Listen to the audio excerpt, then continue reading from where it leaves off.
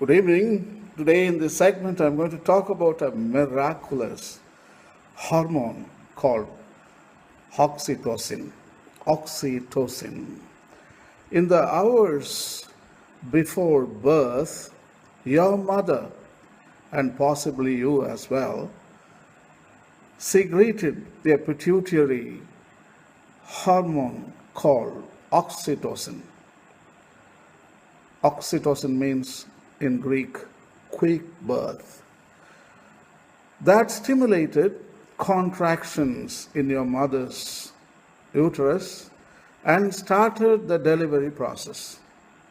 Doctors sometimes use a synthetic version of this hormone called pitocin to induce or speed up labor.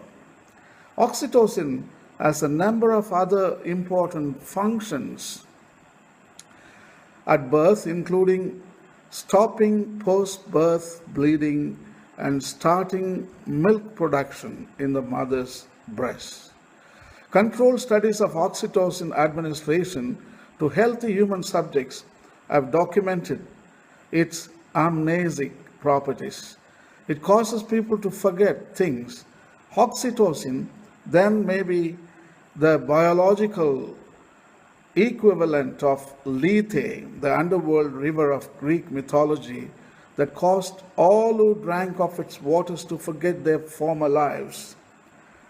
It could be the chemical correlate of the angel Lila coming up to the fetus in striking its upper lips. Perhaps those who receive an adequate supply of oxytocin at birth quickly forget their pre-birth experiences, the better to attend to the demands of the life ahead.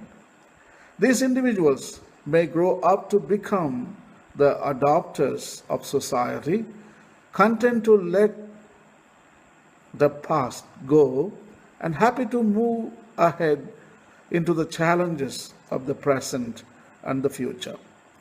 Research indicates that early exposure to greater levels of oxytocin may be related to higher levels of interpersonal ability in later life, suggesting an improved ability to adapt to the social world. On the other hand, it's also possible that those who didn't receive as large a dose of oxytocin at birth, those whom the angel of destiny didn't touch, grow up to become the rememberers of society. They are the children and adults who can't stop thinking about where they came from and can't get it out of their minds that there is something deeper in them and in life that demands recognition. This prenatal self may still be calling to them, echoing the sentiments of the American poet Walt Whitman, who wrote, "Before I was born out of my mother, generations guided me. My embryo has never been torpedoed, nothing could overlay it.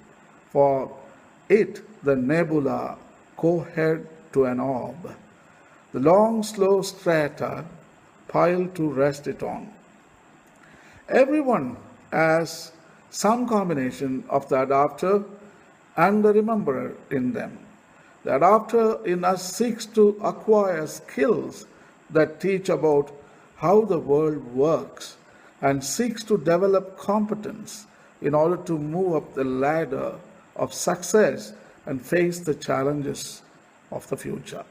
The rememberer in us reads poetry, views art that stirs the soul, grapples with the philosophical questions, and struggles in therapy to recover a lost self.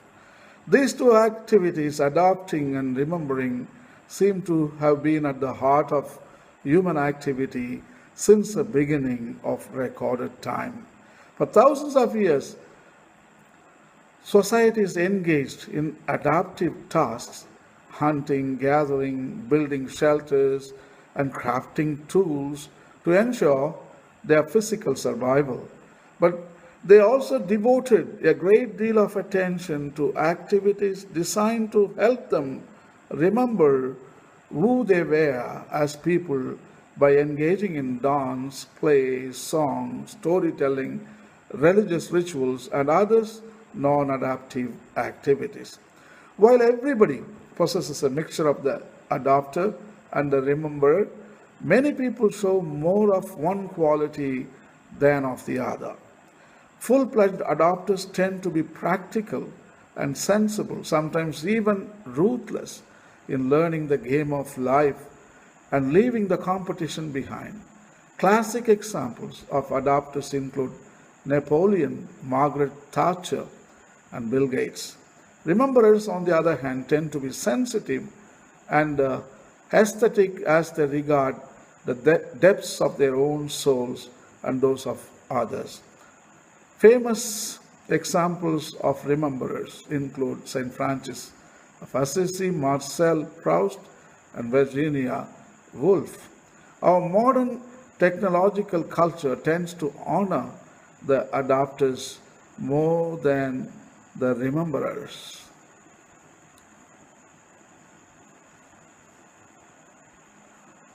After all, the super adapter CEOs of society make far more money than rememberer poets. In other cultures, however, it's the rememberers, the shamans, healers, artists, storytellers, and mystics who receive far more prestige and support from the community than the business and political leaders.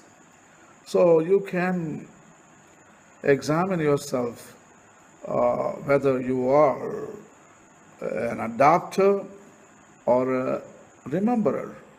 So both of them are good, and that is a blessing. So it all depends on the hormone which your mother secreted when you were born decides whether you are an adopter or a rememberer. Oxytocin is the greatest hormone for humanity, and I hope all mothers can produce more oxytocin so that their kids can grow up in healthy environment. Goodbye.